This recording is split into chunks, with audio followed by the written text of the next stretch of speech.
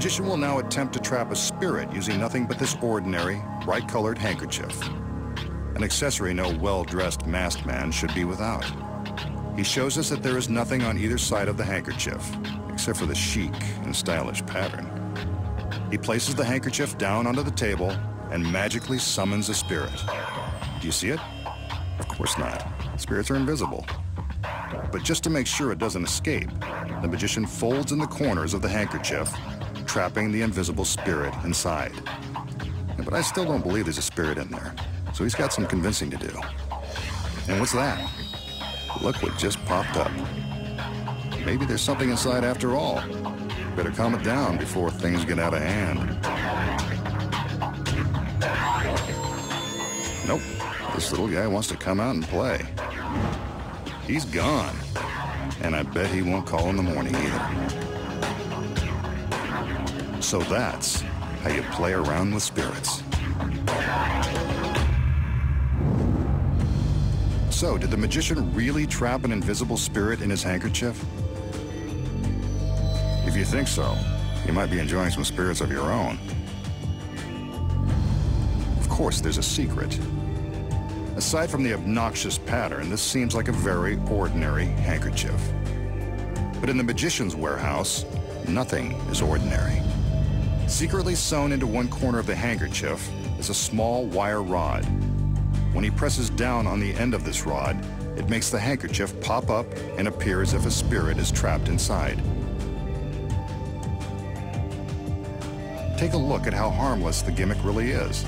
Just a thin piece of very stiff wire.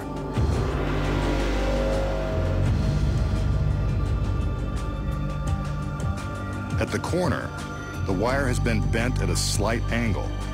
This bend gives the magician the leverage he needs to make the wire rod lift the handkerchief.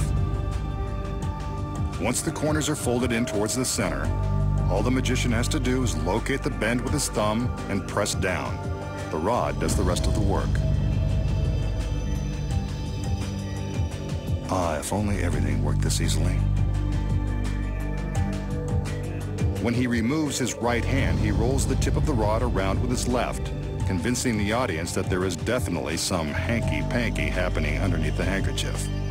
And that's how he captures a spirit. No one knows that gaudy fabric is hiding a tiny little rod. This illusion is one of the classics of magic, dating back more than 100 years. The magician enters and examines this empty four-legged wooden frame.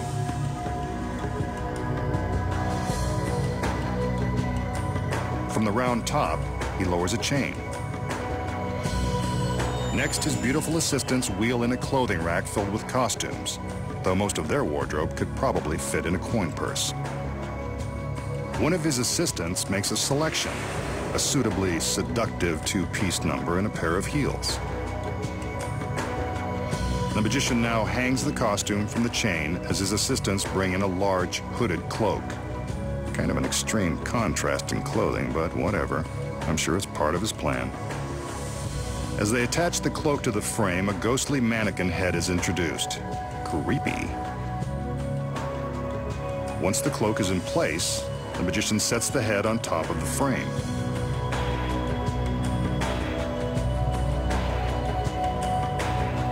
The cloak's hood is pulled up and over the head, and the assistants spin the entire frame.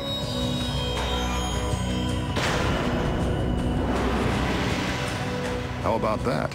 The mannequin has transformed into another beautiful girl, dressed in the sexy two-piece. That's one way to find a date for a Saturday night. But there's a secret to how he did it. So, how did the magician use an empty frame, a sexy costume, a large cloak, and a mannequin head to create a beautiful assistant? The secrets are incredibly simple. As the assistants wheel in the clothing rack, the girl who will materialize secretly sneaks in, hidden by the costumes. While the magician is busy hanging the sexy outfit on the chain, his assistants prepare to bring him the large cloak.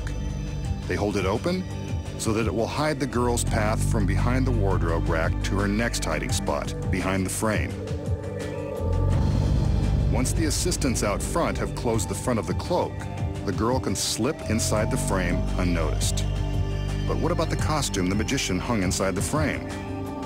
The hollow base of this unit is constructed with flexible rubber pockets to hide the clothes.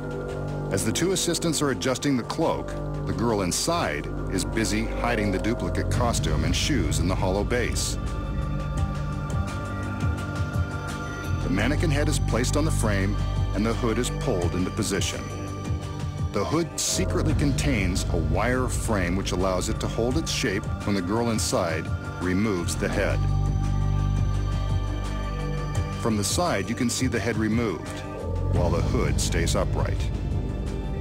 The girl quickly hides the head in a secret pocket sewn into the cloak, then hides a wooden plug in the base, leaving a space for her to stand up for her glamorous appearance. The two assistants quickly remove the cloak with its gimmicked hood and secret pocket, and all attention focuses on the appearance of the lovely lady. Once again, the women do all the work, and the magician gets all the glory.